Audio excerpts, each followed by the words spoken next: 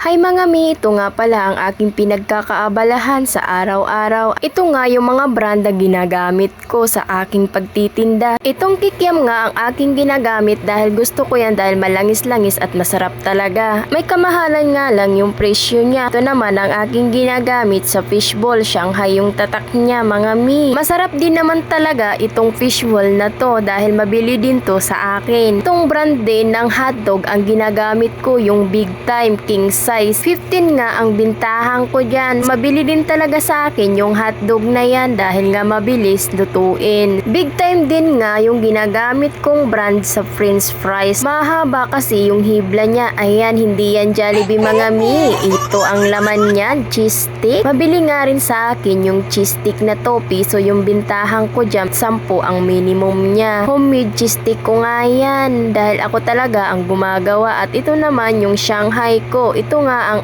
aking bestseller sa aking tindahan mga mi. Dahil mabili talaga to at ito pa may isa pang i-reveal tayo. Hindi po yan ice cream. Mga mi, ang laman yan ay dynamite. Di talaga ako nagtatapon ng mga container kapag bumibili kami ng mga ice cream pag wala nang laman. O kaya yung pinaglagyan ng Jollibee spaghetti. So ayan talaga ang purpose ko mga mi. Pinaglalagyan ko talaga sila ng aking mga paninda. Sa ganitong paraan nga ay makakatipid talaga tayo mga mi, di ba? Alam nyo na kung bakit yung ibang nanay nag-iipon talaga ng mga ganyan. So ayan mga mi, lalabas na natin to dahil may mga bumibili na nga. At ito na nga mga mi, mag-i-steam tayo dito ng siomai. So 1 kilo talaga ang ini-steam. So ayan 1 kilo talaga yan. Pero yung iba kong customer gusto nila ng fried at dyan na rin nga ako kumukuha dahil nga isang lutuan lang yan. At ito na nga mga mi, yung aking palamig, itong brand nga na palamig ang aking ginagamit, yung Milon. So ayan hanggang dyan nga lang yung tubig na aking nilalagay dahil lalagyan pa nga natin yan ng yelo. So ayan pag nalagyan yan ng yelo, marami na ulit yan. Ayan mga mi, yan talagang ginagamit ko dahil mabili nga rin to sa akin na palamig. So ayan depende lang din dahil pag tag-ulan di talaga ako nagpapalamig dahil hindi talaga siya nabibili mga mi. Kaya pag ganitong maaraw mabili talaga siya.